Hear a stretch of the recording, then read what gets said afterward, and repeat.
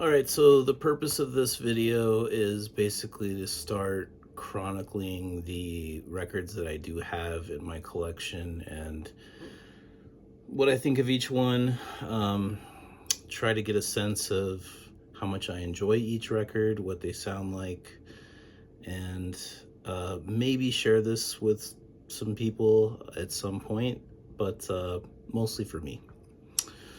I started with the 5, 6, 7, 8's live at Third Man Records today.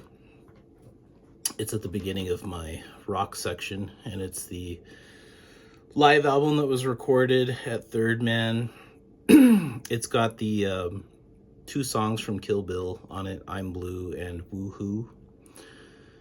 And in general, the songs have that kind of like fun surf rock vibe.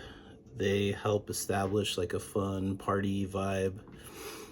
The band is kind of sloppy at times in the performance, but you know, it adds to the charm in my opinion.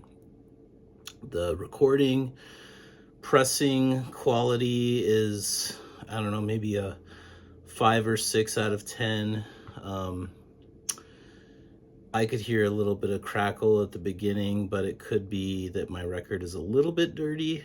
It looks fine. I cleaned it with my ultrasonic cleaner, but it didn't sound like an audiophile pressing. It didn't detract from the overall experience. It definitely sounds live, meaning you can hear the room, you hear the vocals out in front, there's good separation between the instruments, but I wish the bass were less muddy in the mix. I hear the snare cut through, but cymbals and toms, kick drum are not as pronounced in the mix. Could be partly the performance, partly the mix. The guitar sounds kind of thin at times. There's reverb on the vocals, and there's a ton of natural reverb in the room, and it makes it kind of difficult at times to make out the details of the individual instruments and what they're doing. I mean, it's a dirty sounding garage rock album, and that could be cool if you're in the mood for some lo-fi rock and roll.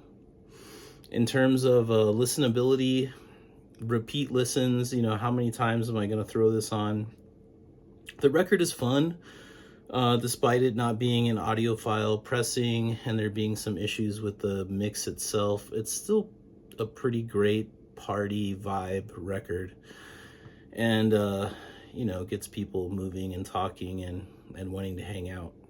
So overall, I gave this record a 6.7, and it's pretty good for a lo-fi garage rock album.